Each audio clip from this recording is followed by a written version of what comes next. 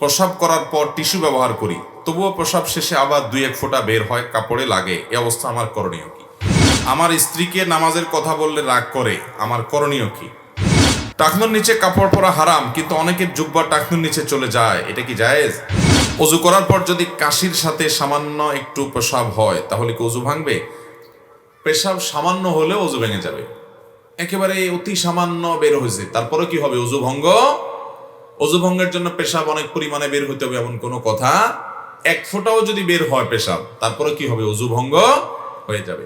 হতে পারে কোনো লোক এরকম কাশির কারণে অথবা কোনো প্রেশার নিলে তার পেশাব বের হয়ে গেল, হতে পারে অসুস্থতার কারণে। যদি হয় তাহলে সেক্ষেত্রে তাকে ওই অপবিত্র পেশাব সেটাকে পরিচ্ছন্ন করে অজু করে নিয়ে আবার সালাত আদায় করতে হবে, বা অজু করে তাকে পবিত্র হতে হবে। আমার স্ত্রীকে নামাজের কথা বললে রাগ করে, আমার করণীয় কি? স্ত্রীকে পাম্পটে দিয়ে ফুসলিয়ে আদর যত্ন করে সোহাগ করে মোহব্বত করে তাকে নামাজমুখী করবেন। আমি প্রায় বলার চেষ্টা করি, স্বামী স্ত্রীর সম্পর্কটা এরকম একটা সম্পর্ক যে মোহব্বত দিয়ে ভালোবাসা দিয়ে প্রায় বেশিরভাগ জিনিস আদায় করা যায়। একান্ত অমানুষ যদি না হয়, একান্ত যদি কুলাঙ্গার টাইপ মানুষ না হয়, তাহলে দেখবেন যে বেশিরভাগ ক্ষেত্রেই প্রেম ভালোবাসা দিয়ে অনেক কিছুই আদায় করা। সেই রকম করে চেষ্টা করতে হবে তাকে নামাজি বানানোর জন্য। তারপরে যদি তার কপালে নামাজি হওয়া নসিবে না থাকে, তাহলে এটা নিয়ে আপনার আর মাথা ব্যথা নেই, আপনি চেষ্টা করবেন। আল্লাহ তাআলা আমাদেরকে তৌফিক দান করুন। প্রস্রাব করার পর টিস্যু ব্যবহার করি, তবুও প্রস্রাব শেষে আবার দুই এক ফোঁটা বের হয়, কাপড়ে লাগে। এ অবস্থা আমার করণীয় কি? অনেকেরই এ রোগটা আছে ভাই, পেশাব করার পর এক ফোঁটা দুই ফোঁটা অনেকক্ষণ পরে বের হয়। যদি এক ফোঁটা দুই ফোঁটাও বের হয়, তারপরে অজু ভেঙে যাবে, আর কাপড় লাগলে কাপড় নাপাক হবে। এজন্য প্রথমত আপনার এই পেশাবের ফোঁটা বন্ধ হওয়া পর্যন্ত আপনাকে অপেক্ষা করতে হবে, এবং এটা বন্ধ হওয়ার পর আপনি পবিত্র হয়ে নামাজ পড়তে যাবেন। তার জন্য যতটুকু সময় লাগে নিবেন। আবার অনেকের আছে অহেতুক সন্দেহ, পেশাবের ফোঁটা বাহির হোক বা না হোক, তার মনে হয় বাইর হয়েছে, ঘন ঘন চেক করতে হয়, আছে না নাই? তো এইটা হলো রোগ। এই রোগকে পাত্তা দেওয়া যাবে না। যদি দেখেন যে এরকম প্রায় দেখছেন চেক করে আসলে কিছু বাইর হয় নাই, অযথাই আপনার মনে হয়েছে, তাহলে এটাকে পাত্তা দিবেন না। নবী করিম সাল্লাল্লাহু আলাইহি সাল্লাম তো ভিজা হাতে পানি নিয়ে এরকম ছিটা দিতে বলেছেন, কাপড়ের উপর দিয়ে, লজ্জাস্থানের বাইরে কাপড়ের উপর দিয়ে ছিটা দিতে বলেছেন। কেন? যাতে করে ওই শয়তান আপনার মধ্যে ওয়াসওয়াসা ঢুকাতে না পারেন যে আপনার পেশাবের ফোঁটা বের হয়েছে, তাহলে এটা পেশাবের ফোঁটা কিনা। আপনি নিজে পানি ছিটা দিয়ে দিবেন, তাতে করে আপনার পেশাবের ফোঁটা এরকম কোনো সন্দেহ শয়তান সৃষ্টি করার সুযোগই পাবে না। তার মানে সন্দেহকে পাত্তা দেওয়া যাবে অহেতুক। হ্যাঁ, আপনি নিশ্চিত জানেন হ্যাঁ ভিজে গেছে, পড়ে গেছে, পেশাব বের হয়ে গেছে, তাহলে আপনি সেটা যে অংশ লেগে গেছে ওই অংশটা ধুয়ে ফেললেন এবং ওযু করে নামাজ পড়লেন, নামাজ হয়ে যাবে। কারোর পেশাবের রোগ আছে, কিন্তু বেশিরভাগ ক্ষেত্রে এটা ওয়াসওয়াসাকে পাত্তা দেওয়া যাবে না। টাকনুর নিচে কাপড় পরা হারাম, কিন্তু অনেকের জুব্বা টাকনুর নিচে চলে যায়, এটা কি জায়েজ? জুব্বা আলাদের জন্য মাসালা ভিন্ন না ভাই। জুব্বা আলাদের জুব্বাও যদি টাকনুর নিচে চলে যাও, সেটাও হারাম হবে। সেটাও কি হবে? জুব্বা আলাদের জুব্বা যদি টাকনুর নিচে যায়, সেটা কি হালাল হবে?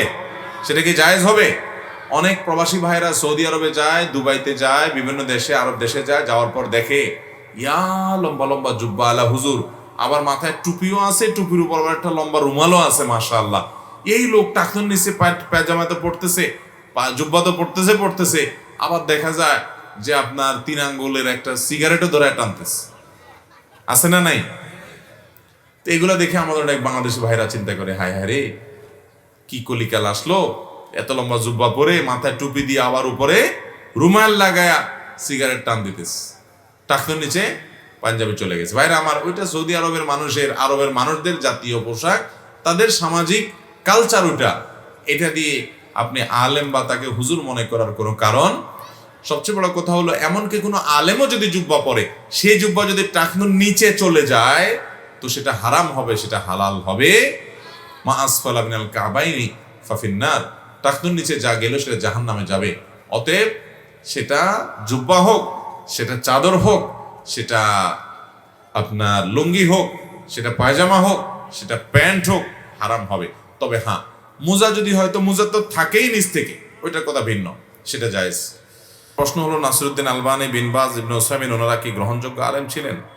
ভাইরা আমার, আপনি 3 জন আলেমের নাম নিয়েছেন, কিন্তু তাদের নামটাকে এমনভাবে নিয়েছেন মনে হয় আপনার খালাতো চাচাতো ভাই লাগে, দোস্ত একটা ভাব লাগে, এরকম একটা ভাব। নামের আগে কোনো পদবি উল্লেখ নাই, কোনো সম্মানসূচক কিছু উল্লেখ নাই, নামের পরে দোয়ামূলক কিছু নাই, অথচ তিনজন মানুষ দুনিয়া থেকে চলে গেছেন। ভাইরা আমার, শেখ নাসিরউদ্দিন আলবানী, শেখ বিন বাজ এবং শেখ ইবনে উসাইমিন রাহিমাহুমুল্লাহ, তারা ছিলেন যুগের শ্রেষ্ঠতম উলামা ইকরামের মধ্য থেকে অন্যতম। আল্লাহ তাআলা তাদেরকে কোরআন হাদিসের অগাধ নলেজ দিয়েছেন এবং এক একজনের যে খেদমাত আছে, শেখ আব্দুল আজিজ বিন আব্দুল্লাহ বিন বাজ রাহিমাহুল্লাহ সৌদি আরবের সাবেক গ্র্যান্ড মুফতি, ফিকহ হাম্বলের উপরে এরকম পণ্ডিত মানুষ তার সময়কার সবচেয়ে সেরা মানুষগুলোর অন্যতম। তিনি অন্ধ ছিলেন, অথচ তাকে জিজ্ঞাসা করা হয়েছিল যে আপনি বুখারী এবং মুসলিমের যে কোনো হাদিস যে কোনো সময় অনর্গলভাবে বলতে থাকেন, আপনি কি বুখারী এবং মুসলিমের সকল হাদিস আপনার কি মুখস্থ? তিনি বলেছিলেন আলহামদুলিল্লাহ, সবগুলো তার মুখস্থ। ভাইরা আমার, একজন অন্ধ মানুষ ছিলেন এবং ছোটবেলা থেকেই তিনি অন্ধ ছিলেন। তার একটা ঘটনা সম্ভবত তিনি নিজেই বর্ণনা করছিলেন, কোনো একটা ভিডিওতে দেখছিলাম যে তার খালা, তিনি যখন ছোট ছিলেন, শোয়া ছিলেন, তার মাকে বলছিলেন যে আব্দুল আজিজ সে তো অন্ধ, কি হবে ওর জীবনে, আহারে কিভাবে প্রতিষ্ঠিত হবে, কিভাবে সমাজে টিকবে। একসময় গোটা পৃথিবীর সবচাইতে প্রভাবশালী এবং নামকরা ওলামাদের মধ্যে থেকে একজন হয়েছেন।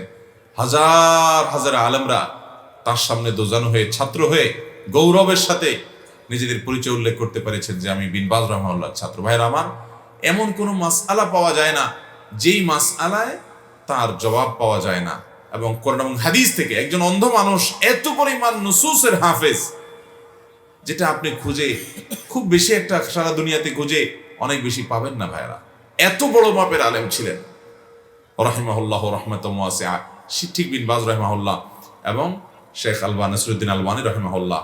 তার কথাও শেখ নাসিরউদ্দিন আলবানী রাহিমাহুল্লাহ দ্বারা যে পরিমাণ খেদমত আল্লাহ নিয়েছেন, আমরা তো অনেকে অনেক কথা বলি ভাই। যত হাদিসের তাহকিক করে গেছেন তিনি আছেন, শেখ আহমদ শাকির রাহিমাহুল্লাহ আছেন, আরো অনেক উলামা ইকরাম আছেন দুনিয়াতে।